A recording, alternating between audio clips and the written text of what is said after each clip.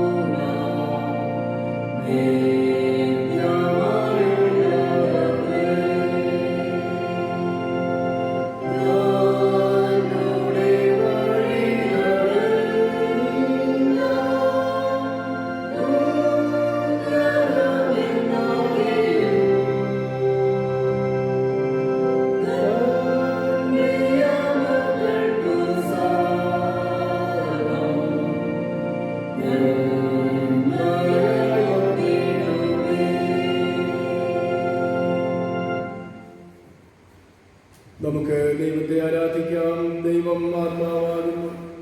അവനെ നമസ്കരിക്കുന്നവർ ആത്മാവിലും സത്യത്തിലും നമസ്കരിക്കണം. നമ്മുടെ പിതാവായ ദൈവത്തിങ്കിൽ നിന്നും കർത്താവായ യേശുക്രിസ്തുവിൽ നിന്നും നമുക്ക് കൃപയും സമാധാനം ഉണ്ടാകട്ടെ. ഇത് യഹോവയുണ്ടാക്കിയ ദിവസം ഇന്ന് നാം സന്തോഷിച്ച് ആനന്ദിക്കാം. കർത്താവ് വരുവാൻ അടുത്തിരിക്കുന്നു. ഒന്നിനെക്കുറിച്ചും വിചാരപ്പെടരുത്. എല്ലാറ്റിലും പ്രാർത്ഥനയാലും അപേക്ഷയാലും നിങ്ങളുടെ ആവശ്യങ്ങളെ സ്തോത്രത്തോടെ ദൈവത്തോട് അറിയിക്കുകയത്രേ വേണ്ടത്. യജമാനൻ ഒരു നേരം ഉണർന്നിരിക്കുന്നവരായി കാണുന്ന ദാസന്മാർ ഭാഗ്യവാന്മാർ. കർത്താവേ, ഞങ്ങളുടെ അതിരങ്ങളെ തുറക്കേണമേ. എന്നാൽ ഞങ്ങൾ വായനയുടെ സ്തുതിയെ വർണ്ണിക്കും. പിതാവിനും പുത്രനും പരിശുദ്ധാത്മാവിനും മഹത്വം ഉണ്ടാകട്ടെ. ആദിയിലെ പോലുള്ള പ്രകാരം തന്നെ. ആമേൻ. മൂന്നാമത്തെ സ്തുതിത്താനും. യഹോവ തന്റെ വിശുദ്ധ മന്ദിരത്തിലുണ്ട്, സർവ്വഭൂമിയും അവന്റെ സന്നിധിയിൽ മൗനമായിരിക്കട്ടെ. ബഹുമാനും തേജസ്സും ശോഭയും അവന്റെ വിശുദ്ധ മന്ദിരത്തിലുണ്ട്. ഞാനോ നിന്റെ കൃപയുടെ ബഹുത്വത്താൽ നിന്റെ ആലയത്തിലേക്ക് ചെന്ന് യഹോവ എന്റെ വെളിച്ചവും എന്റെ രക്ഷയുമാകുന്നു. ഞാൻ ആരെ ഭയപ്പെടും?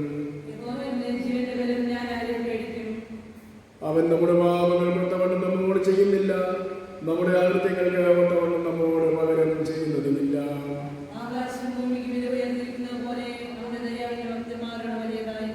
യഹോവ എനിക്ക് ചെയ്യുന്ന സകല ഉപകാരങ്ങൾ ഞാൻ അവന് നിന്ന് പകരം കൊടുക്കും. എന്റെ വായും എന്റെ പെണ്ണെടുക്കുവാനുമായ പോകും. എന്റെ വായിലെ വാക്കുകളും എന്റെ ഹൃദയത്തിലെ ധ്യാനം അങ്ങേക്ക് പ്രസാദമായിരിക്കുമാറാകട്ടെ. സർവശക്തനായ ദൈവമേ, ഞങ്ങളുടെ കർത്താവായ യേശുക്രിസ്തു മുഖാന്തരം ഞങ്ങളുടെ ആരാധനയും സ്തോത്രവും മുൻപായി അർപ്പിക്കുന്നതിനായി ഞങ്ങൾ നിന്റെ സന്നിധിയിലേക്ക് വന്നിരിക്കുന്നു. ഞങ്ങളുടെ പാപങ്ങളെ പരമാർത്ഥമായി ഏറ്റുപറയുന്നതിനും മറ്റുള്ളവർക്ക് ഞങ്ങൾക്ക് വേണ്ടി പ്രാർത്ഥിക്കുന്നതിന് ഞങ്ങളെ സഹായിക്കണമേ. നിന്റെ പരിശുദ്ധ വചനം ശ്രദ്ധയോടെ കേൾക്കുന്നതിനാൽ ഞങ്ങൾ നിന്റെ സ്നേഹത്തിന്റെ വലിപ്പത്തെ കൂടുതൽ യഥാർത്ഥമായി അറിയുകയും നിന്റെ കൃപാവരങ്ങളെ ഞങ്ങളുടെ ജീവിതത്തിൽ തെളിയിച്ച് കാണിക്കുകയും ചെയ്യേണ്ടതിന് ഞങ്ങളുടെ കർത്താവായ യേശുക്രിസ്തു മൂലം കൃപ ചെയ്യണമേ. ആമേൻ. പാപസ്വീകാരം. നമുക്ക് പാപമില്ല എന്ന് നാം അറിയുന്നുവെങ്കിൽ നമ്മെ തന്നെ വഞ്ചിക്കുന്നു. സത്യം നമ്മളില്ലാതെയായി. നമ്മുടെ പാപങ്ങളെ ഏറ്റുപറയുന്നുവെങ്കിൽ അവൻ നമ്മോട് പാപങ്ങളെ ക്ഷമിച്ച് സകല അനീതി പോക്കി നമ്മെ ശുദ്ധീകരിപ്പാൻ തക്കവണ്ണം വിശ്വസ്തനും നീതിമാനും ആകുന്നു. ഞാൻ എഴുന്നേറ്റ് അപ്പന്റെ അടുക്കൽ ചെന്ന് അവനോട്, അപ്പാ, ഞാൻ സ്വർഗത്തോട് നിന്നോട് പാപം ചെയ്തിരിക്കുന്നു. ഇനി നിന്റെ മകൻ എന്ന പേരിന് ഞാൻ യോഗ്യനല്ല എന്ന് പറയും. നമുക്കുള്ള മഹാപുരോഹിതൻ നമ്മുടെ ബലഹീനതകളിൽ സഹതാപം കാണിപ്പാൻ കഴിയാത്തവനല്ല. പാപമൊഴിയെ സർവ്വത്തിലും നമുക്ക് തുല്യമായി പരീക്ഷിക്കപ്പെട്ടവനത്രേ നമുക്കുള്ളത്. നമുക്ക് ഇരുന്നു കൊണ്ട് ദൈവസന്നിധിയിൽ അല്പസമയം നമ്മുടെ കുറവുകളെയും വീഴ്ചകളെയും നമ്മുടെ പാപങ്ങളെയും ദൈവസന്നിധിയിൽ വിനയത്തോടെ നമുക്ക് ഏറ്റുപറയാം. നമുക്ക് പ്രാർത്ഥനയ്ക്കായി അതാത് സ്ഥലങ്ങളിൽ ഇരുന്നു കൊണ്ട് നമ്മുടെ കണ്ണുകളെ അടച്ച് നമ്മുടെ ഹൃദയങ്ങളെ കർത്താവിലേക്ക് ഉയർത്തി നമ്മുടെ കുറവുകളെ മനഃപൂർവ്വമായി വാസ്തവമായും വിനയത്തോടും വിശ്വാസത്തോടും താഴ്മയോടും നമുക്ക് ഏറ്റുപറയാം.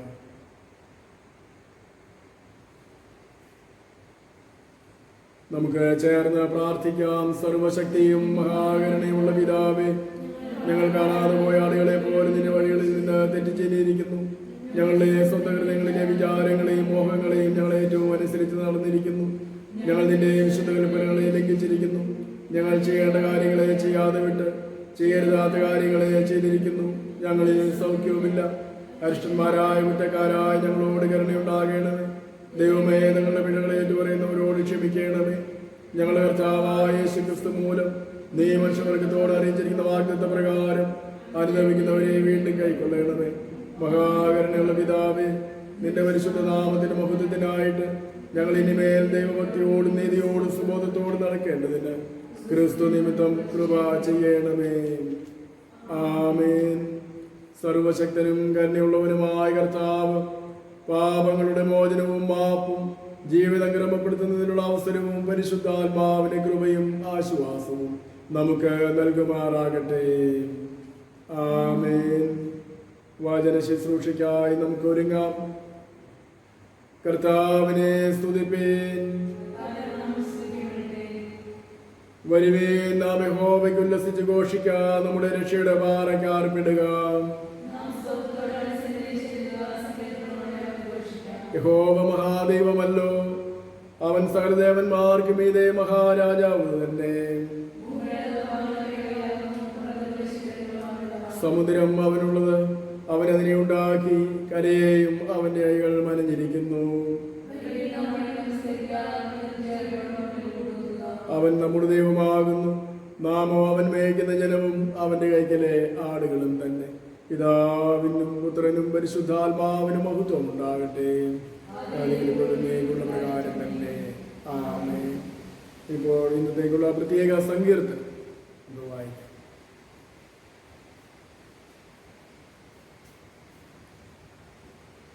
ഇന്നത്തേക്ക് വായിപ്പാൻ നിശ്ചയിച്ചിരുന്ന സങ്കീർത്തനം 50-ാം സങ്കീർത്തനം നമുക്ക് വാക്യ പ്രതിവാക്യമായി ചൊല്ലാം. 1 മുതൽ 15 വരെ. ദൈവം യഹോവയായ ദൈവം അരുളി ചെയ്തു, സൂര്യന്റെ ഉദയം മുതൽ അസ്തമനം വരെ ഭൂമിയെ വിളിക്കുന്നു.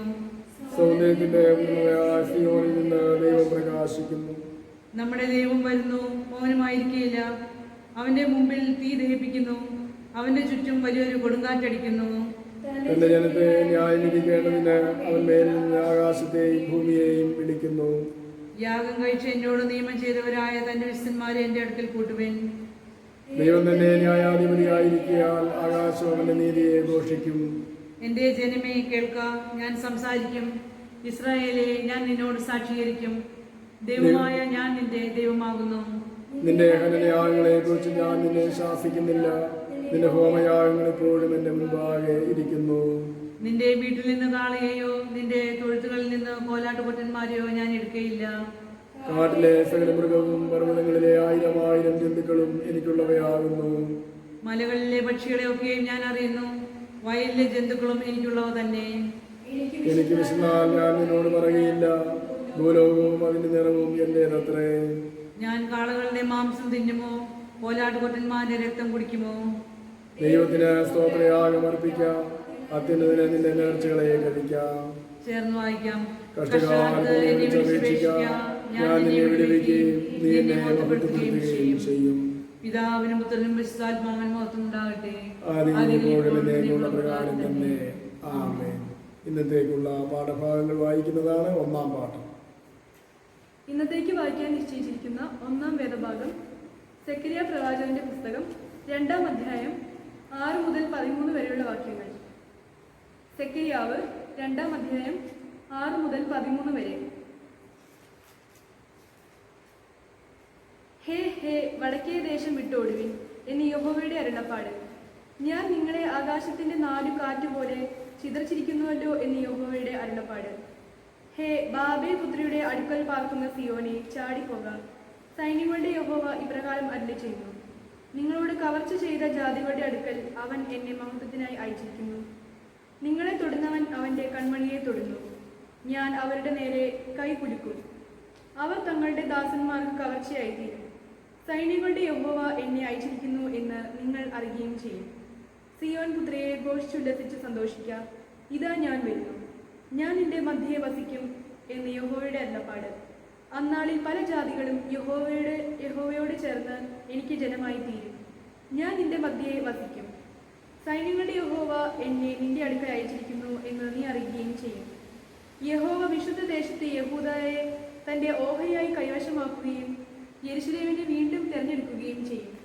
സകല ജഡവുമായുള്ളവരെ യഹോവയുടെ മുമ്പിൽ മിണ്ടാതിരിപ്പിൻ. അവൻ തന്റെ വിശുദ്ധ നിവാസത്തിൽ നിന്ന് എഴുന്നള്ളിയിരിക്കുന്നു. ഇവിടെ 1-ാം വേദഭാഗം വായിച്ചവസാനിച്ചിരിക്കുന്നു. ദൈവമേ, അങ്ങേക്ക് സ്തോത്രമുണ്ടാകട്ടെ. 2-ാം പാഠം. ഇന്നത്തേക്ക് വായിക്കാൻ നിശ്ചയിച്ചിരിക്കുന്ന 2-ാം വേദഭാഗം അപ്പോസ്തലനായ പൗലോസ് തെസ്സലോനിക്കർക്ക് എഴുതിയ 1-ാം ലേഖനം 5-ാം അധ്യായം 12 മുതൽ 24 വരെ. 1 തെസ്സലോനിക്കർ 5-ാം അധ്യായം 12 മുതൽ 24 വരെ. സഹോദരന്മാരെ, നിങ്ങളുടെ ഇടയിൽ അധ്വാനിക്കുകയും കർത്താവിൽ നിങ്ങളെ ഭരിക്കുകയും പ്രബോധിപ്പിക്കുകയും ചെയ്യുന്നവരെ അറിഞ്ഞ് അവരുടെ വേല നിമിത്തം ഏറ്റവും സ്നേഹത്തോടെ വിചാരിക്കണം എന്ന് നിങ്ങളോട് അപേക്ഷിക്കുന്നു. തമ്മിൽ സമാധാനമായിരിപ്പിൻ. സഹോദരന്മാരെ, ഞങ്ങൾ നിങ്ങളെ പ്രബോധിപ്പിക്കുന്നത് ക്രമം കെട്ടവരെ ബുദ്ധി ഉപദേശിപ്പിൻ, ഉൾക്കരുത്തില്ലാത്തവരെ ധൈര്യപ്പെടുത്തുവിൻ, ബലഹീനരെ താങ്ങുവിൻ, എല്ലാവരോടും ദീർഘക്ഷമ കാണിപ്പിൻ, ആരും തിന്മയ്ക്ക് പകരം തിന്മ ചെയ്യാതിരിപ്പാൻ നോക്കുവിൻ, തമ്മിലും എല്ലാവരോടും എപ്പോഴും നന്മ ചെയ്തുകൊണ്ടിരിപ്പിൻ, എപ്പോഴും സന്തോഷിപ്പിൻ, ഇടവിടാതെ പ്രാർത്ഥിപ്പിൻ, എല്ലാറ്റിനും സ്തോത്രം ചെയ്യുവിൻ. ഇതല്ലോ നിങ്ങളെക്കുറിച്ച് ക്രിസ്തു യേശുവിൽ ദൈവേഷ്ടം. ആത്മാവിനെ കെടുക്കരുത്, പ്രവചനം തുച്ഛീകരിക്കരുത്. സകലവും ശോധന ചെയ്ത് നല്ലത് മുറുകെ പിടിപ്പിൻ. സകലവിധ ദോഷവും വിട്ടകലുവിൻ.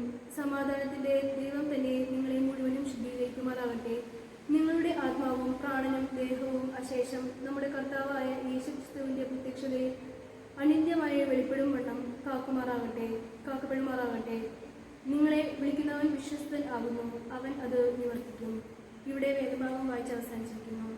ദൈവമേ സ്തോത്രം ഉണ്ടാകട്ടെ. വിശുദ്ധ സുവിശേഷ പാഠഭാഗം വിശുദ്ധ യോഹന്നാൻ എഴുതിയ നമ്മുടെ കർത്താവായ യേശു മിശിഹായുടെ സുവിശേഷം 16-ാം അധ്യായം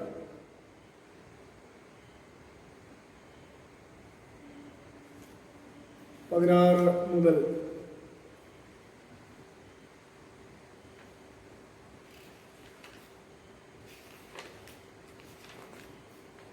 24 വരെയുള്ള വാക്യങ്ങൾ. വിശുദ്ധ യോഹന്നാൻ എഴുതിയ സുവിശേഷം 16-ാം അധ്യായം 16 മുതൽ 24 വരെയുള്ള വാക്യങ്ങൾ.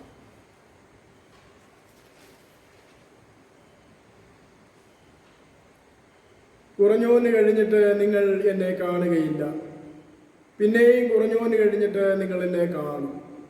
അവൻ്റെ ശിഷ്യന്മാരിൽ ചിലർ കുറഞ്ഞോന്ന് കഴിഞ്ഞിട്ട് നിങ്ങൾ എന്നെ കാണുകയില്ല, പിന്നെയും കുറഞ്ഞോന്ന് കഴിഞ്ഞിട്ട് എന്നെ കാണും എന്നും പിതാവിൻ്റെ അടുക്കൽ പോകുന്നു എന്നും അവൻ നമ്മോട് ഈ പറയുന്നത് എന്ത് എന്ന് തമ്മിൽ ചോദിച്ചു. കുറഞ്ഞോന്നു എന്ന് ഈ പറയുന്നത് എന്താകുന്നു? അവൻ എന്ത് സംസാരിക്കുന്നു എന്ന് നാം അറിയുന്നില്ല എന്നും അവർ പറഞ്ഞു. അവർ തന്നോട് ചോദിപ്പാൻ ആഗ്രഹിക്കുന്നു എന്ന് അറിഞ്ഞ യേശു അവരോട് പറഞ്ഞത്, കുറഞ്ഞോന് കഴിഞ്ഞിട്ട് എന്നെ കാണുകയില്ല, പിന്നെയും കുറഞ്ഞോന് കഴിഞ്ഞിട്ട് എന്നെ കാണും എന്ന് ഞാൻ പറയുകയാൽ നിങ്ങൾ തമ്മിൽ ചോദിക്കുന്നുവോ? ആമേൻ ആമേൻ, ഞാൻ നിങ്ങളോട് പറയുന്നു, നിങ്ങൾ കരഞ്ഞ് വിലപിക്കും, ലോകമോ സന്തോഷിക്കും.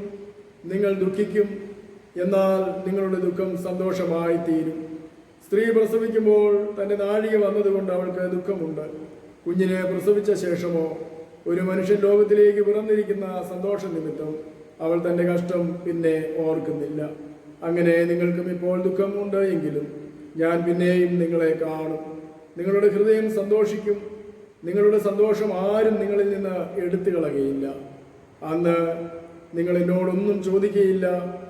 ആമേൻ ആമേൻ, ഞാൻ നിങ്ങളോട് പറയുന്നു, നിങ്ങൾ പിതാവിനോട് അപേക്ഷിക്കുന്നതൊക്കെയും അവൻ എൻ്റെ നാമത്തിൽ നിങ്ങൾക്ക് തരും. ഇന്ന് വരെ നിങ്ങൾ എൻ്റെ നാമത്തിൽ ഒന്നും അപേക്ഷിച്ചിട്ടില്ല. അപേക്ഷിപ്പിൻ, എന്നാൽ നിങ്ങളുടെ സന്തോഷം പൂർണ്ണമാകും വണ്ണം നിങ്ങൾക്ക് ലഭിക്കും. നിങ്ങൾ കേട്ടത് ജീവൻ നൽകുന്ന സുവിശേഷം. ക്രിസ്തുവേ, അങ്ങേക്ക് സ്തുതി ഉണ്ടായിരിക്കട്ടെ. നാം തിരുവചനത്തിൽ നിന്ന് ചിന്തിക്കുന്നതിന് മുൻപായി 237-ാം കീർത്തനം നമുക്ക് പാടാം. കീർത്തനം 237.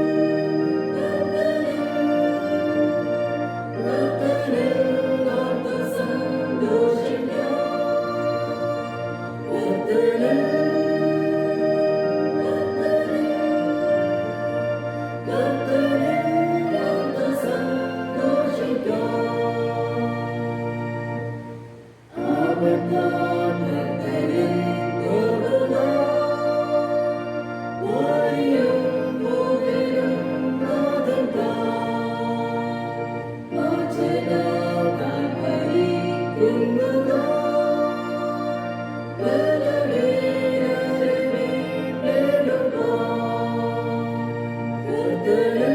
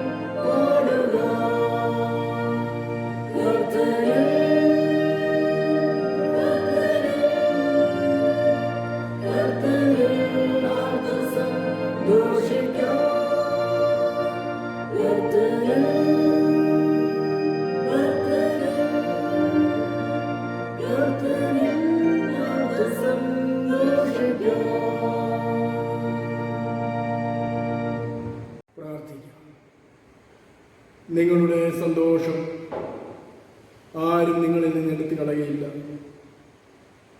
നിങ്ങളുടെ ദുഃഖം സന്തോഷമായി തീരും എന്ന് ഞങ്ങളോട് അരുളി ചെയ്ത ഞങ്ങളുടെ വാഴ്ത്തപ്പെട്ട കർത്താവേ, ഈ ലോകം സന്തോഷിക്കും, നിങ്ങൾ ദുഃഖിച്ച് കരയും. എന്നാൽ ഈ ലോകത്തിൻ്റെ സന്തോഷം അത് ദുഃഖമായി തീരും എന്ന് അവിടെ ഞങ്ങളെ പഠിപ്പിച്ചുവല്ലോ. കർത്താവേ, അവിടുന്നാണ് ഞങ്ങളുടെ സന്തോഷം. അവിടുന്ന് ഞങ്ങളിൽ വസിക്കുന്നതാണ്, ഞങ്ങളിൽ ഇരിക്കുന്നതാണ് ഞങ്ങളുടെ സന്തോഷം. കർത്താവേ, അതുകൊണ്ട് അവിടുന്ന് ഞങ്ങളിൽ വസിക്കണം. ഞങ്ങളോട് അവിടുന്ന് ഏറ്റവും സമീപയായിരിക്കുന്നതോർത്ത് ഞങ്ങൾ നിന്നെ നന്ദിയോട് സ്തുതിക്കുന്നു. പ്രിയ കർത്താവേ, അവിടുത്തെ ദാസന്മാരിലൂടെ അവിടുന്ന് അരുളി ചെയ്തിട്ടുണ്ടല്ലോ, അവിടുന്ന് തൻ്റെ ജനത്തിൻ്റെ മധ്യത്തിൽ വസിക്കുകയും തൻ്റെ ജനത്തിൻ്റെ മധ്യത്തിൽ നടക്കുകയും ചെയ്യുന്ന ദൈവമാകുന്നു. കർത്താവേ, ഞങ്ങളുടെ മധ്യത്തിൽ ഈ നാളുകളിൽ നടക്കണമേ. ദൈവമേ, കഷ്ടതയിലും ദുഃഖത്തിലും സങ്കടത്തിലും ഇരിക്കുന്ന മനുഷ്യരുടെ മധ്യത്തിൽ അവിടുന്ന് കടന്നു വന്ന് അവരുടെ ദുഃഖത്തെ സന്തോഷമാക്കി തീർക്കുന്ന അവിടുത്തെ കൃപയ്ക്കായി സ്തോത്രം. കർത്താവേ, അവിടുന്ന് തൻ്റെ ശിഷ്യന്മാരോട് പറഞ്ഞല്ലോ, കുറഞ്ഞവന് കഴിഞ്ഞ് നിങ്ങൾ എന്നെ കാണുകയില്ല, എന്നാൽ പിന്നെയും കുറഞ്ഞവന് കഴിഞ്ഞ് നിങ്ങൾ എന്നെ കാണുമെന്ന് അവിടുന്ന് പറഞ്ഞല്ലോ. കർത്താവേ, നിന്നെ കാണുക, കർത്താവേ, നീ പറയുന്നത് വിശ്വസിപ്പാൻ, നിന്നിൽ ജീവിപ്പാൻ ഞങ്ങളെ ബലപ്പെടുത്തണമേ. വചനത്തിലൂടെ കർത്താവിൻ്റെ സ്നേഹത്തെയും കർത്താവിൻ്റെ കരുതലിനെയും വിടുതലിനെയും അനുഭവിപ്പാൻ കർത്താവ് ഞങ്ങൾക്ക് കൃപ തരയണമേ. അവിടുത്തെ വചനം ധ്യാനിപ്പാൻ അടികളെ അവിടുത്തെ സഹായിക്കണം. അവിടുത്തെ ശിഷ്യന്മാരെ ബലപ്പെടുത്തിയ കർത്താവ് ഇന്ന് ദൈവമേ അടികളെ ബലപ്പെടുത്തുകയും ധൈര്യപ്പെടുത്തുകയും അവിടുത്തെ പ്രത്യാശയാലും സന്തോഷത്താൽ ഞങ്ങളെ നിറയ്ക്കുകയും ചെയ്യണമേ. യേശു മശിഹാമൂലം പ്രാർത്ഥിക്കുന്നു, കൃപയോടെ കേൾക്കണമേ. ആമേൻ. ദൈവത്തിൻ്റെ അതിപരിശുദ്ധമായ നാമം വാഴ്ത്തപ്പെടുമാറാകട്ടെ. ഒരു വിശുദ്ധ ദിവസം കൂടെ നമുക്ക് ഒരുമിച്ച് ദൈവത്തെ ആരാധിപ്പാൻ ലഭിച്ച വലിയ ഭാഗ്യത്തിനായി, അനുഗ്രഹീതമായിട്ടുള്ള സമയത്തിനായി ദൈവത്തെ വാഴ്ത്തുന്നു, സ്തുതിക്കുന്നു. ഈ വിശുദ്ധാരാധനയിൽ വിവിധ ഇടങ്ങളിലായിരുന്നു കൊണ്ട് പങ്കെടുക്കുന്ന എല്ലാ പ്രിയപ്പെട്ടവരെയും യേശു ക്രിസ്തുവിൻ്റെ നാമത്തിലുള്ള സ്നേഹവും സന്തോഷവും വന്ദനവും അറിയിക്കുന്നു. നിങ്ങളെല്ലാവരെയും ഈ ആരാധനയിലേക്കും വചന ശുശ്രൂഷയിലേക്കും വളരെ ആദരവോടെ സ്വാഗതം ചെയ്യുകയും ചെയ്യുക. നമ്മളൊരാണ്ടിൻ്റെ അവസാന നാളുകളിലേക്ക് അടുത്തിരിക്കുകയാണ്. ഇത്രത്തോളം ദൈവം നമ്മെ കാത്തു പരിപാലിച്ചു എന്ന് വളരെ സന്തോഷത്തോടു കൂടെ പറയുവാനായിട്ട് നമുക്ക് എല്ലാവർക്കും സാധിക്കും. വലിയ പ്രയാസങ്ങളിലൂടെ, പ്രതിസന്ധികളിലൂടെ ലോകം കടന്നു പോകുകയാണ്. യേശു കർത്താവ് തൻ്റെ ശിഷ്യന്മാരോട് പറഞ്ഞു, ഈ ലോകം സന്തോഷിക്കും, എന്നാൽ നിങ്ങൾ ദുഃഖിക്കും. എന്നാൽ നിങ്ങളുടെ ദുഃഖം സന്തോഷമായിട്ട് തീരും. അതാണ് ദൈവത്തിൽ വിശ്വസിക്കുന്ന, കർത്താവിൽ വിശ്വസിക്കുന്ന ദൈവമക്കളോട് ദൈവത്തിൻ്റെ വചനം പറയുന്നത്. നിങ്ങളുടെ ദുഃഖം, നിങ്ങൾക്ക് ദുഃഖമുണ്ട്, എന്നാൽ നിങ്ങളുടെ ദുഃഖം സന്തോഷമായിട്ട് തീരും എന്നുള്ള വചനമാണ്. ഇന്നത്തെ നമ്മുടെ ചിന്താവിഷയം കർത്താവ് സമീപമായിരിക്കാൻ സന്തോഷിക്കും എന്നുള്ളതാണ്. Rejoice, the Lord is near. കർത്താവ് സമീപമായിരിക്കാൻ സന്തോഷിക്കും.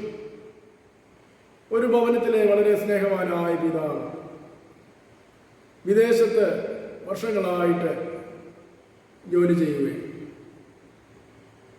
പിതാവ് അവിടുന്ന് പണമൊക്കെയും അയക്കുന്നുണ്ട്. എങ്കിൽ തന്നെയും ആ പിതാവിനെ കാണുവാൻ, ആ കുടുംബനാഥനെ കാണുവാൻ കുടുംബാംഗങ്ങൾക്ക് വലിയ താല്പര്യമുണ്ട്. വലിയ സന്തോഷമുണ്ട്. അദ്ദേഹം വരുന്നു എന്ന് ഒരറിയിപ്പ് ലഭിക്കുമ്പോൾ വലിയ സന്തോഷം തോന്നും. വന്നു കഴിയുമ്പോൾ അതിനേക്കാളും വലിയ ആഹ്ലാദമായിരിക്കും ഉണ്ടാകുക. ഓ, ഞങ്ങളുടെ പപ്പ വന്നല്ലോ, അല്ലെ ഡാഡി വന്നല്ലോ, എൻ്റെ പ്രിയപ്പെട്ടവൻ വന്നല്ലോ എന്ന് പറഞ്ഞ് ആശ്ലേഷിക്കും. ഇത് ഭൗതികമായുള്ളൊരു അർത്ഥത്തിൽ ഒരു യാഥാർത്ഥ്യമാണ്. നമ്മുടെ വാഴ്ത്തപ്പെട്ട കർത്താവ് പറയുന്നത് ഇതുമായി ബന്ധപ്പെട്ട ഒരു കാര്യമാണ്. പഴയ നിയമത്തിൽ സെഖര്യാവിന്റെ പുസ്തകം നാം വായിച്ചു. അവിടെ വളരെ ദുഃഖിതരും നിന്ദിതരും ഐഡന്റിറ്റി നഷ്ടപ്പെട്ടവരുമായുള്ള ദൈവജനം, പലവിധമായ പ്രയാസങ്ങളുടെ മധ്യത്തിലൂടെ കടന്നുപോയ ദൈവജനം, നിന്ദാപാത്രമായി മാറിയ ദൈവജനം, അവർക്ക് വലിയ സങ്കടത്തിന്റെ മധ്യത്തിലൂടെ കടന്നു പോവുകയാണ്. മറ്റ് പല രാജ്യങ്ങളിൽ നിന്നുള്ള യുദ്ധവും പ്രശ്നങ്ങളും, ഗോത്രങ്ങൾ തമ്മിലുള്ള അന്തഛിദ്രങ്ങൾ, അങ്ങനെ പലവിധമായിരിക്കുന്ന പ്രതിസന്ധികൾ കടന്നു വന്ന് ഏക ജനമായിരുന്ന ഇസ്രായേൽ ജനത്തെ ഭിന്നിപ്പിക്കുവാനിടയായി. നാം വായിക്കുന്നത് ഈ ഭൂതലം മുഴുവൻ അവർ ചിതറിപ്പോയി എന്നാണ്. അവർക്ക് വലിയ സങ്കടമുണ്ടായി. ഒരൊറ്റ ജനതയായി നിൽക്കുവാൻ വേണ്ടി വിളിക്കപ്പെട്ടവരാണ്. എന്നാൽ അവരെ ഈ ലോകം മുഴുവൻ ചിതറിപ്പോകുവാനായിട്ടിടയായിത്തീർന്നു. അപ്രകാരം ചിതറപ്പെട്ട ആ ജനത്തോട് ദൈവത്തിൻ്റെ ആത്മാവ് പ്രവചിക്കുന്ന ഭാഗമാകുന്നല്ലോ നാം ഇവിടെ വായിക്കുന്നത്. സെഖര്യാ പ്രവചനം 2-ാം അധ്യായം അതിന്റെ 10-ാം വാക്യം നാം ഇങ്ങനെയാണ് വായിക്കുന്നത്: സന്തോഷിക്കാം, ഇതാ ഞാൻ വരുന്നു, ഞാൻ നിന്റെ മധ്യയെ വസിക്കും എന്ന യഹോവയുടെ അരുളപ്പാട്. അന്നാളിൽ പല ജാതികളും യഹോവയോട് ചേർന്ന് എനിക്ക് ജനമായി തീരും. ഞാൻ നിന്റെ മധ്യയെ വസിക്കും. സൈന്യങ്ങളുടെ യഹോവ എന്നെ നിന്റെ അടുക്കൽ അയച്ചിരിക്കുന്നു എന്ന് നീ അറിയുകയും ചെയ്യും. യഹോവ വിശുദ്ധ ദേശത്തെ യഹൂദയെ തന്റെ ഓഹരിയായി കൈവശമാക്കുകയും യെരുശലേമിനെ വീണ്ടും തിരഞ്ഞെടുക്കുകയും ചെയ്യും. സകല ജനവുമായുള്ളവരെ യഹോവയുടെ മുമ്പിൽ മിണ്ടാതിരിക്കും. അവൻ തന്റെ വിശുദ്ധ നിവാസത്തിൽ നിന്ന് എഴുന്നള്ളിയിരിക്കുന്നു.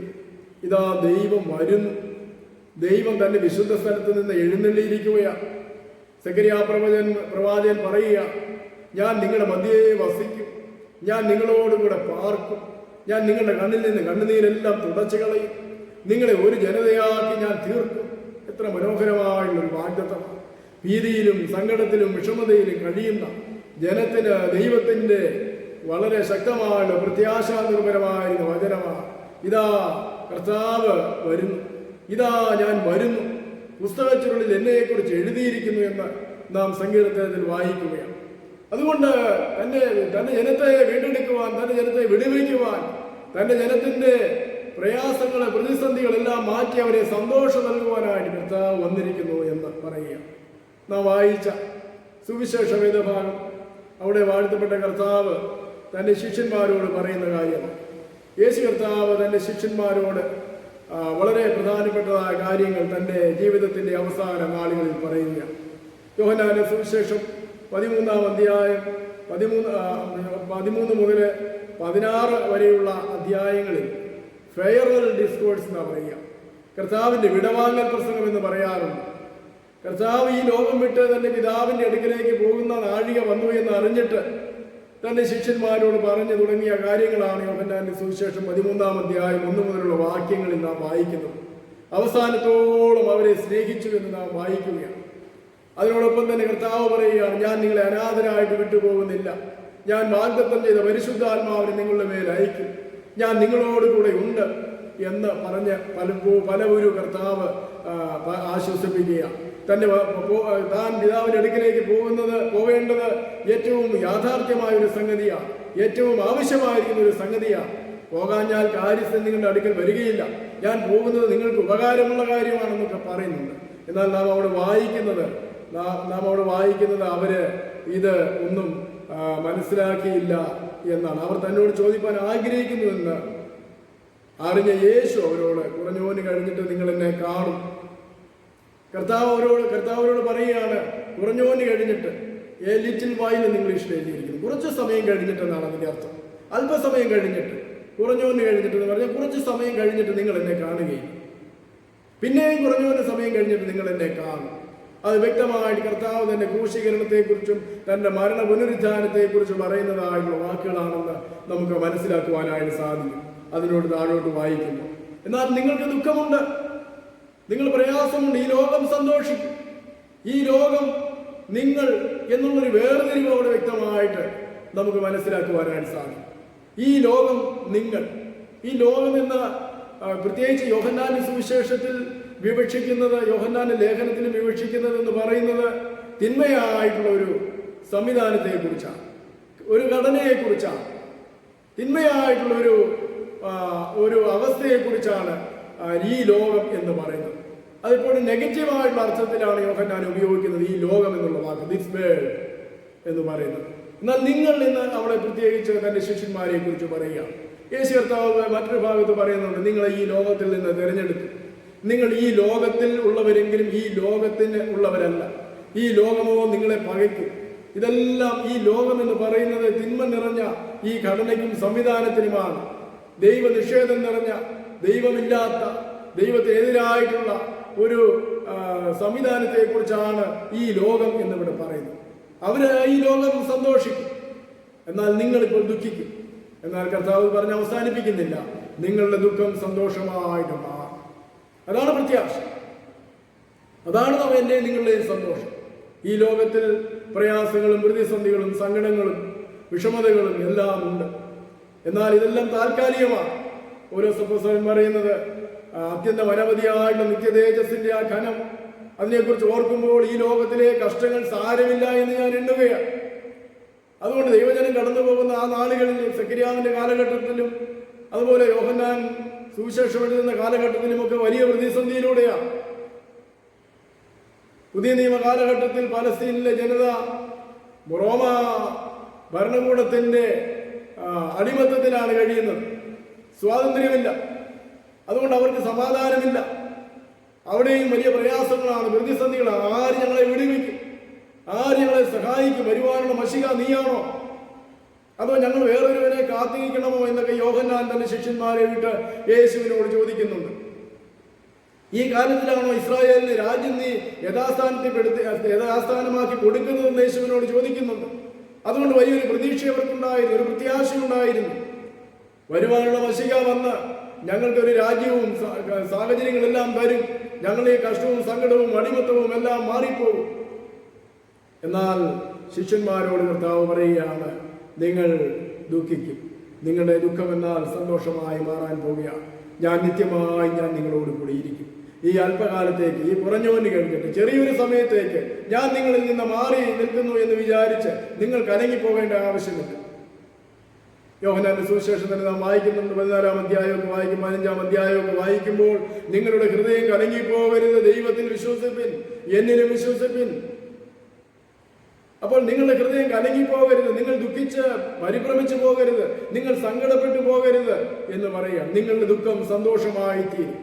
അതിന് മനോഹരമായൊരു ഉദാഹരണം കർത്താവ് പറയുന്നുണ്ട്. ഒരു സ്ത്രീ ഒരു കുഞ്ഞിന് ജന്മം കൊടുക്കുമ്പോൾ വളരെ വേദനാജനകമാണ്. ഏറ്റവും വലിയ വേദന പ്രസവവേദനയാണെന്ന് പറയാറുണ്ട്. എന്നാൽ അതൊക്കെ സന്തോഷത്തോടെ സഹിക്കും. കാരണം എന്താണ്?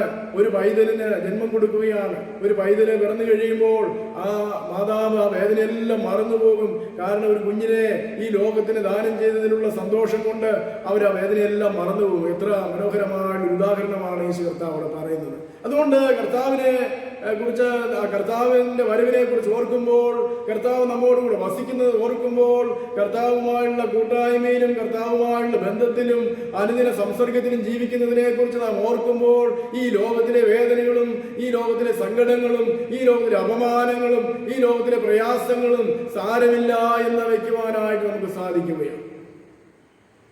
എന്നാൽ ഈ ലോകം ദുഃഖിക്കും, നിത്യമായ ദുഃഖത്തിലേക്ക്. എന്നാൽ ദൈവജനം സന്തോഷിക്കും. തന്റെ മണവാളന്റെ സ്വരം കേൾക്കുമ്പോൾ മണവാട്ടി സന്തോഷിക്കുമെന്ന് വിശുദ്ധ തിരുവചനം എഴുതിയിരിക്കുകയാണ്. പ്രിയമുള്ളവരെ, നമുക്കൊരു പ്രത്യാശയുണ്ട്. നമ്മുടെ കർത്താവ് വരാനായി. അവൻ വന്ന് നമ്മുടെ കണ്ണിൽ നിന്ന് കണ്ണുനീരെല്ലാം മാറ്റുന്ന ഒരു അനുഭവം, തന്നോട് കൂടെ വസിക്കുന്ന ഒരു അനുഭവം, തന്നോട് പ്രാർത്ഥിക്കുമ്പോൾ അതെല്ലാം നൽകുന്നതായുള്ള ഒരു അനുഭവം. അവിടെ താഴോട്ട് വായിക്കുമ്പോൾ അതെല്ലാം നാം അത് വായിക്കുന്നുണ്ട്. ആമേൻ ആമേൻ, ഞാൻ നിങ്ങളോട് പറയുന്നു, നിങ്ങൾ പിതാവിനോട് അപേക്ഷിക്കുന്നതൊക്കെയും അവൻ എൻ്റെ നാമത്തിൽ നിങ്ങൾക്ക് തരും. ഇന്ന് വരെ നിങ്ങൾ എൻ്റെ നാമത്തിലൊന്നും അപേക്ഷിച്ചിട്ടില്ല. അപേക്ഷിപ്പീൻ, എന്നാൽ നിങ്ങളുടെ സന്തോഷം പൂർണ്ണമാകും വണ്ണം അവൻ നിങ്ങൾക്ക് തരും. അതുകൊണ്ട് ഭാഗികമായൊരു സന്തോഷമല്ല, പരിപൂർണമായുള്ളൊരു സന്തോഷം, പരിപൂർണമായൊരു ആനന്ദം തരാനായിട്ട് പോവുകയാണ്. അത് നമ്മുടെ കർത്താവുമായിട്ടുള്ള സംസർഗത്തിലൂടെ ലഭിക്കുന്നതാണ്, നമ്മുടെ കർത്താവുമായുള്ള കൂട്ടായ്മയിലൂടെ ലഭിക്കുന്നതാണ്. അതുകൊണ്ട് അത് പെട്ടെന്ന് വന്നു ഭവിക്കാതിരിക്കാൻ നാം ഒരുക്കമുള്ളവരായിരിക്കണം. നാം കർത്താവിന് വേണ്ടി പ്രതീക്ഷയോടെ കാത്തിരിക്കുന്നവരായിരിക്കണം. അവൻ്റെ ഹിതം നിറവേറ്റുവാനുള്ള ഉത്സാഹവും താല്പര്യമുള്ളവരായിരിക്കണം. ദൈവസന്നിധി അലംഭാവത്തോടെ ജീവിക്കുവാൻ ഇടയാകരുത്. അതുകൊണ്ട് ഈ നാളുകളിൽ ദൈവത്തിന്റെ വചനം, പ്രത്യേകിച്ച് ആഗമന നാളുകളിൽ വളരെ ശക്തമായി ദൈവജനത്തോട് പറയുന്നത്, നിങ്ങൾ ഉദാസീനരായിരിക്കാതെ, നിങ്ങൾ അലസരായിരിക്കാതെ, നിങ്ങൾ ആത്മീയ മാന്യമുള്ളവരായി തീരാതെ, നിങ്ങൾ ഉണർവുള്ളവരായി, നിങ്ങൾ ഉത്സാഹമുള്ളവരായി, നിങ്ങൾ എപ്പോഴും പ്രത്യാശയുള്ളവരായി കർത്താവിന്റെ വരവിന് വേണ്ടി കാത്തിരിക്കണം. അതുകൊണ്ട് സഭ ഒരു കാലഘട്ടം തന്നെ വേർതിരിച്ചത്, കർത്താവിന്റെ വരവിന് വേണ്ടി ഒരുങ്ങുന്നതിനുള്ളൊരു കാലഘട്ടമായിട്ട് തന്നെ സഭ വേർതിരിച്ചത് അതുകൊണ്ടാണ്. ആഗമന നാളുകൾ, ഒരുക്ക നാളുകൾ, നോമ്പായിട്ടൊക്കെ ചിലർക്ക് നോമ്പെടുക്കുന്നവരുണ്ട്, നോമ്പായിട്ടൊക്കെ ആചരിക്കുക. കാരണം വേണ്ടുന്നത് പോലെ കർത്താവിന് വേണ്ടി കാത്തിരിക്കുവാനായുള്ള ഒരുക്കത്തിന് വേണ്ടിയുള്ള ഒരു കാലയളവാണ്, ഒരു സംവിധാനമാണ് ഈ നാളുകൾ എന്ന് നാം ഓർക്കുക. അതുകൊണ്ട് പ്രിയമുള്ളവരെ, നമ്മുടെ ജീവിതത്തിലൊക്കെ പ്രയാസങ്ങളുണ്ട്, ഒരു യാഥാർത്ഥ്യമാണ്, ബുദ്ധിമുട്ടുകളുണ്ട്, പലവിധത്തിലുള്ള സങ്കടങ്ങൾ നമുക്കുണ്ട്. ഒരുപക്ഷെ ആര് പരിഹരിച്ചു തരും എന്ന് ഒന്ന് നീങ്ങിപ്പോകും. എൻ്റെ കഷ്ടം, എൻ്റെ ബുദ്ധിമുട്ട്, എൻ്റെ രോഗം, എൻ്റെ സാമ്പത്തിക ബാധ്യതകൾ, എൻ്റെ ഭാവി ജീവിതം, എൻ്റെ ഉപജീവനമാർഗം, അങ്ങനെ പലതിനെ ചൊല്ലി നാം ഭാരപ്പെടുന്നവരാണ്. അതൊരു യാഥാർത്ഥ്യമാണ്. എന്നാൽ അതിനെ വിടുതലുണ്ട്. നിങ്ങൾ എൻ്റെ നാമത്തിൽ ചോദിക്കുന്നത് കർത്താവ്, എൻ്റെ പിതാവ് ചെയ്തു തരും. അത് നിങ്ങൾ ഇതുവരെ ചോദിച്ചിട്ടില്ല, ചോദിപ്പീൻ എന്ന് കർത്താവ് പറയുക. നാം ഇന്ന് യേശു കർത്താവിന്റെ നാമത്തിൽ ചോദിക്കുകയാണ്, കർത്താവേ, ഞങ്ങൾക്ക് സന്തോഷം വേണം, സമാധാനം വേണം, ഞങ്ങൾക്ക് സൗഖ്യം വേണം, ഞങ്ങൾക്ക് ആരോഗ്യം വേണം. കർത്താവേ, നിന്നെ അനുസരിച്ച് നടക്കുവാനുള്ള വലിയ ഒരു മനസ്സ് ഞങ്ങൾക്ക് തരണമേ എന്ന് നമുക്ക് പ്രാർത്ഥിക്കാം. ഈ വലിയ ദുരിതത്തിൻ്റെ, ദുഃഖത്തിൻ്റെ, സങ്കടത്തിൻ്റെ മധ്യത്തിലൂടെ നമ്മുടെ ലോകം കടന്നു പോവുകയാണ്. ലോകമാകമാനം വളരെ പകച്ചു നിൽക്കുകയാണ്. 2011 കാലെടുത്ത് വയ്ക്കുമ്പോൾ വീണ്ടും വലിയ ചോദ്യചിഹ്നമായി നിൽക്കുകയാണ്. വാക്സിൻ ഒക്കെ വരുന്നു എന്ന് നാം കേൾക്കുന്നുണ്ട്. അത് നമുക്കൊരു പ്രത്യാശയാണ്, ഒരു പ്രതീക്ഷയാണ്. എന്നാൽ വാക്സിൻ വരുന്നതിന് എന്ന് പറയുന്നതിനേക്കാളും എത്രയോ വലിയ സന്തോഷം, എത്രയോ വലിയൊരു പ്രത്യാശ നമുക്ക് തരുന്നതാണ്, എൻ്റെ രക്ഷകൻ വരുന്നു, എൻ്റെ നാഥൻ വരുന്നു, എൻ്റെ നായകൻ വരുന്നു, അവൻ എനിക്ക് മതിയായവനാണ് എന്നുള്ള വിശ്വാസം എത്രത്തോളം നമുക്ക് ബലവും ധൈര്യവും പ്രത്യാശയും സന്തോഷവും നമുക്ക് തരുന്ന സംഗതിയാണ്. അതുകൊണ്ട് ആ പ്രത്യാശയാൽ, ആ സന്തോഷത്താൽ നമുക്ക് നിറയപ്പെടാൻ കർത്താവ് പറഞ്ഞു, നിങ്ങളുടെ സന്തോഷം അത് പൂർണ്ണമാകുവോളം ഞാൻ നിങ്ങൾക്ക് തരികയാണ്. ഈ ലോകത്തിൽ യാതൊന്നിനും മനുഷ്യനെ പൂർണ്ണ സന്തോഷത്തിലേക്ക് കൊണ്ടുവരുവാൻ കഴിയും. അതാണ് മനുഷ്യൻ അന്വേഷിക്കുന്നത്. സിനിമ കണ്ടാൽ സന്തോഷം ലഭിക്കുമോ? മയക്കുമരുന്ന് ഉപയോഗിച്ചാൽ സന്തോഷം ലഭിക്കുമോ? ഒരുപാട് പണമുണ്ടാക്കിയാൽ സന്തോഷം ലഭിക്കുമോ? അതുപോലെ ജീവിതത്തിൽ ആഗ്രഹിച്ചത്, തന്റെ കണ്ണ് ആഗ്രഹിച്ചത് ഒന്നും വിലക്കാത്ത മനുഷ്യനായിരുന്നു ശലോമോൻ. ശലോമോൻ പോലും പറയുകയാണ്, ഇതെല്ലാം മായയാണെന്ന് പറയുക. ഈ ലോകത്തൊന്നിനും പൂർണ്ണമായ സന്തോഷം തരുവാൻ നമുക്ക് കഴിയുകയില്ല. കാരണം എന്താണെന്ന് ചോദിച്ചാൽ, നമുക്ക് ആവശ്യം ഒന്നാമതായിട്ട് ദൈവത്തെയാണ് നമുക്ക് ആവശ്യമായിരിക്കുന്നത്, ഓരോ മനുഷ്യനും ആവശ്യമായിരിക്കുന്നത്. അതുകൊണ്ടാണ് സെഖര്യാ പ്രവചനത്തിൽ പറയുന്നത്, ഞാൻ എൻ്റെ ജനത്തെ മാത്രമല്ല ജാതികളെയും ഞാൻ കൂട്ടിവരുത്തും, ഞാൻ അവരുടെ ഉള്ളിൽ, ഞാൻ അവരുടെ മധ്യത്തിൽ ഇരിക്കും, ഞാൻ അവരുടെ മധ്യത്തിൽ നടക്കും, ഞാൻ അവരുടെ മധ്യത്തിൽ വസിക്കും. വലിയ ആനന്ദത്തിന്റെ, സന്തോഷത്തിന്റെ, പരിപൂർണതയുടെ ഒരനുഭവം കർത്താവിന്റെ വരവിൽ ഉണ്ടാവുകയാണ്. ഇന്ന് ഈ ലോകത്ത് ഒരിക്കലും അങ്ങനെ ആ സന്തോഷം പൂർണ്ണമല്ല. പ്രിയമുള്ളവരെ, തിരുവചനം എന്താ നമ്മെ പഠിപ്പിക്കുന്നത്? ഒരു ലേഖനത്തിൽ 1 കൊരിന്ത്യർ 12-ാം അധ്യായത്തിൽ നമ്മൾ വായിക്കുന്നുണ്ടല്ലോ, അംശമായി മാത്രം. 13-ാം അധ്യായത്തിൽ നാം വായിക്കുന്നല്ലോ, അംശമായി മാത്രം നാം അറിയുന്നു, പൂർണ്ണമായത് വരുമ്പോൾ അംശമായത് നീങ്ങിപ്പോകും. അതുകൊണ്ട് പൂർണ്ണമായും നമ്മുടെ സന്തോഷം നമുക്ക് നൽകുവാൻ നമ്മുടെ കർത്താവ് സമീപസ്ഥനായി ഉണ്ട്. അവനെ എതിരേൽപ്പാനായിട്ട് നമുക്ക് ഒരുങ്ങാം. ദൈവത്തിൻ്റെ പരിശുദ്ധാത്മാവ് ഈ വചനങ്ങളാൽ നമ്മെ സഹായിക്കുമാറാകട്ടെ. നമുക്ക് തലങ്ങളെ വണക്കാം, ഒരു നിമിഷം പ്രാർത്ഥിക്കാം. സ്നേഹവാനായ ദൈവമേ, പരിശുദ്ധ പിതാവേ, ഈ നല്ല സമയത്തിനായി ഞങ്ങൾ നിന്നെ സ്തുതിക്കുന്നു. കർത്താവെ, അവിടുന്ന് സമീപമായിരിക്കാൻ സന്തോഷിപ്പിക്കുന്ന വചനം ഞങ്ങൾ ഓർക്കുന്നു. കർത്താവെ, അവിടുത്തെ വരവ് ദൈവമേ അങ്ങയെ അനുസരിക്കാത്തവർക്ക് ന്യായവിധിയാകുമ്പോൾ അങ്ങയെ പിൻപറ്റുന്നവർക്ക്, അവിടുത്തെ അനുഗമിക്കുന്നവർക്ക് അതൊരനുഗ്രഹമാണ്, സന്തോഷമാണ്. അതുകൊണ്ട് അവിടുത്തെ വരവ് ഞങ്ങൾക്ക് ഒരു ഇടർച്ചയായി തീരാതെ ദൈവമേ, അവിടുത്തെ വരവ് ഞങ്ങൾക്ക് ന്യായവിധിയായി മാറാതെ ദൈവമേ, അത് സന്തോഷിപ്പാൻ നിന്റെ വരവെങ്കിൽ നല്ലവരും വിശ്വസ്തനുമായ ദാസനെ എന്നുള്ള പേര് കേൾക്കുവാൻ കർത്താവെ ഞങ്ങൾക്ക് അവിടുന്ന് കൃപ തരയണമേ. കർത്താവ് ഒരുക്കമുള്ളവരായി ജീവിപ്പാൻ ഞങ്ങളുടെ ജീവിതാനുഭവങ്ങളൊക്കെ കർത്താവിൻ്റെ പരിശുദ്ധാത്മാവിനാൽ നിയന്ത്രിക്കപ്പെടുവാൻ ഞങ്ങൾ അവിടത്തേക്ക് ഏൽപ്പിച്ചു തരികയാണ്. അവിടെ ഞങ്ങളെ സഹായിക്കണം, ബലപ്പെടുത്തണം, നന്മകളാൽ നിറയ്ക്കണം, മാറും മഹത്വം. യേശുവിൻ നാമത്തിൽ ഏറ്റവും വിനയമായി പ്രാർത്ഥിക്കുന്നു. ദൈവം കേൾക്കണമേ. ആമേൻ. നമുക്ക് അപ്പോസ്തല വിശ്വാസ പ്രമാണം നമുക്ക് പ്രാർത്ഥിച്ചിട്ടുണ്ട്. സർവശക്തിയുള്ള പിതാവായി ആകാശത്തെയും ഭൂമിയെയും സൃഷ്ടിച്ചവനായ ദൈവത്തിൽ ഞാൻ വിശ്വസിക്കുന്നു. അവൻ്റെ പുത്രനായ കർത്താവായ യേശുമിശിഹായിൽ ഞാൻ വിശ്വസിക്കുന്നു. അവൻ പരിശുദ്ധാത്മാവിനായ കന്യകയിൽ ബാധിക്കപ്പെട്ട് ജനിച്ചു, പൊന്തിയോസ് പിലാത്തോസിൽ കഷ്ടപ്പെട്ട് ദൂഷിക്കപ്പെട്ടു, മരിച്ചു, അടക്കപ്പെട്ടു. അവൻ പാതാളത്തിലേക്ക് ഇറങ്ങി മൂന്നാം ദിവസം മരിച്ചവരിൽ നിന്ന് ഉയർത്തെഴുന്നേറ്റു. അവൻ സ്വർഗത്തിലേക്ക് കയറി സർവശക്തിയുള്ള പിതാവായ ദൈവത്തിന്റെ വലത്ത് ഭാഗത്തിരിക്കുന്നു. അവിടുന്ന് ജീവനുള്ളവരെയും മരിച്ചവരെയും ന്യായവിധിപ്പാൻ നിയമിച്ചു. പരിശുദ്ധാത്മാവിനെ ഞാൻ വിശ്വസിക്കുന്നു. വിശുദ്ധ കാതോലിക്ക സഭയിലും വിശുദ്ധന്മാരുടെ സംസർഗത്തിലും പാപമോചനത്തിലും ശരീരത്തിലെ പുനരുദ്ധാനത്തിലും നിത്യമായ ജീവനിൽ ഞാൻ വിശ്വസിക്കുന്നു. ആമേൻ. നമുക്ക് ഒരു നിമിഷം മധ്യസ്ഥ പ്രാർത്ഥനയ്ക്കായി നമ്മളായിരിക്കുന്ന ഇടങ്ങളിൽ ഇരുന്ന് നമ്മുടെ കണ്ണുകളെ അടച്ച് കർത്താവിനോട് നമുക്ക് പ്രാർത്ഥിക്കാം. എൻ്റെ നാമത്തിൽ നിങ്ങൾ ചോദിക്കുന്നത് അത് പിതാവ് നിങ്ങൾക്ക് ചെയ്തു തരും.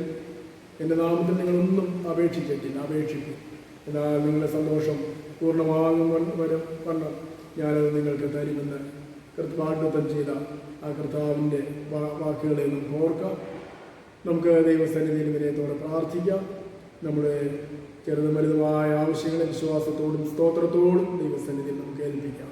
ഞങ്ങളെ സ്നേഹിക്കുന്ന, ദിനത്തോട് ഞങ്ങളെ കാത്തു പരിപാലിക്കുന്ന ഞങ്ങളുടെ സൃഷ്ടാവും ഞങ്ങളുടെ പരിപാലകനും ഞങ്ങളുടെ വീണ്ടെടുപ്പുകാരനുമായ കർത്താവെ, അവിടുന്ന് ഞങ്ങൾക്ക് സമീപസ്ഥനായിരിക്കാൻ സ്തോത്രം. കർത്താവെ, ഞങ്ങൾക്ക് അവിടുന്ന് ഈ ലോകത്തിന് തരാനോ ഈ ലോകത്തിന് എടുക്കാനോ കഴിയാത്ത സമാധാനവും സന്തോഷവും ഞങ്ങൾക്ക് തന്നിരിക്കുന്നത് കൊണ്ട് സ്തോത്രം. യഹോവയെങ്കിലെ സന്തോഷം നമ്മുടെ ബലമാകുന്നു എന്ന വചനമുണ്ടല്ലോ. കർത്താവെ, ഞങ്ങൾക്ക് ഈ ലോകത്തിൽ സന്തോഷിപ്പാൻ, പൂർണ്ണമായി സന്തോഷിപ്പാൻ ഞങ്ങൾക്കൊന്നുമില്ല. ഈ ലോകത്തിലെ യാതൊന്നിനും ഞങ്ങൾക്ക് പൂർണ്ണ സന്തോഷം തരാനും കഴിയുകയില്ല. ദൈവമേ, അത് അവിടുന്നാണ് ഞങ്ങൾക്ക് തരുന്നത്. അവിടെ ഞങ്ങളോടുകൂടി ഇരിക്കുന്ന ദൈവം, ഞങ്ങളിൽ വസിക്കുന്ന കർത്താവ്, ഞങ്ങളുടെ ആവശ്യങ്ങൾ അറിയുന്ന ദൈവം, ഞങ്ങളുടെ കണ്ണീരും സങ്കടങ്ങളും വിഷമതകളും മാറ്റുന്ന കർത്താവ്, നീ കൂടെ ഉള്ളത് കൊണ്ട് സ്തോത്രം. അവിടുന്ന് ശിഷ്യന്മാർ സങ്കടപ്പെട്ടപ്പോൾ അവിടുന്ന് അവരെ ആശ്വസിപ്പിച്ചല്ലോ, അവരവിടുന്ന് ബലപ്പെടുത്തിയല്ലോ.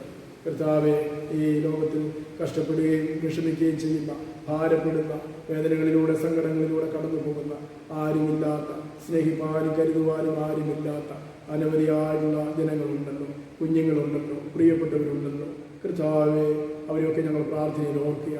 ദൈവമേ, വിധവമാരുണ്ടല്ലോ, അനാഥനുണ്ടല്ലോ, ദൈവമേ, തെരുവിൽ അലയുന്നവരുണ്ടല്ലോ, ഓരങ്ങളിലേക്ക് തള്ളപ്പെട്ടവരുണ്ടല്ലോ. കർത്താവെ, ദൈവമേ, പാതയോരങ്ങളിൽ കഴിഞ്ഞ് ഉറങ്ങുന്നവരുണ്ടല്ലോ. അപ്പ ദൈവമായ കർത്താവെ, ജയിലുകളിൽ കഴിയുന്ന മനുഷ്യരുണ്ടല്ലോ, ഖനികളിൽ ജോലി ചെയ്യുന്നവരുണ്ടല്ലോ, ദൈവമേ, ബാലവേല ചെയ്യുന്നവരുണ്ടല്ലോ, പീഡനം അനുഭവിക്കുന്നവരുണ്ട്. കർത്താവ്, യാതന അനുഭവിക്കുന്നവരുണ്ട്. മതത്തിൻ്റെ പേരിൽ, ജാതിയുടെ പേരിൽ, വംശത്തിൻ്റെ പേരിൽ, വർണ്ണത്തിൻ്റെ പേരിൽ ദൈവമേ തള്ളപ്പെടുന്നവരുണ്ട്, കൊല്ലപ്പെടുന്നവരുണ്ടല്ലോ. അവരെയൊക്കെ ഓർത്ത് ഞങ്ങൾ പ്രാർത്ഥിക്കുന്നു. ദൈവമേ, നീ അവരെയൊക്കെ സ്നേഹിച്ച് നീ അവരെയൊക്കെ വീണ്ടെടുക്കാൻ ലോകത്തിൽ വന്ന കർത്താവാണല്ലോ. ദൈവമേ, സകല ജാതികളെയും ഒന്ന് കൂട്ടിച്ചേർക്കുമല്ലോ. കർത്താവെ, നീ ലോകത്തിൻ്റെ ഗതിവിഗതികളൊക്കെ മാറ്റി മറയ്ക്കുന്ന ദൈവമാണല്ലോ. ദൈവം എല്ലാ അനീതികളെയും മാറ്റുന്ന ദൈവമാണല്ലോ. അവിടുന്ന് കർത്താവെ, എല്ലാ ദുഃഖത്തെയും നീക്കുന്ന ദൈവമാണല്ലോ. നിന്റെ സന്തോഷം നൽകണമേ. എല്ലാ ജനതകളുടെ മേലും ദൈവമേ, നീ നിന്റെ വിടുതലിനെ അയക്കണമേ എന്ന് ഞങ്ങൾ പ്രാർത്ഥിക്കുന്നു. കർത്താവ്, ലോകം മുഴുവനും കർത്താവ് ഒരു വിടുതലിന് വേണ്ടി നോക്കിയിരിക്കുമ്പോൾ, ഒരു വിടുതലിൻ്റെ നായകന് വേണ്ടി കാത്തിരിക്കുമ്പോൾ, അപ്പനെ നീ കടന്നു വരുന്ന ദൈവമായിരിക്കുന്നുകൊണ്ട് സ്തോത്രം. ദൈവമേ, നിന്റെ ആഗമനം ഏറ്റവും അടുത്തിരിക്കുന്നു. നീ അടിയങ്ങൾക്ക് സമീപസ്ഥനായി ഉണ്ട്. ദൈവം വേദനിക്കുന്നവരോട് കൂടെ ഉണ്ട്, ദുഃഖിക്കുന്നവരോട് കൂടെ ഉണ്ട്, ഒറ്റപ്പെട്ടവരോടുകൂടി തള്ളപ്പെട്ടവരോടുകൂടി നീ ഉണ്ട്.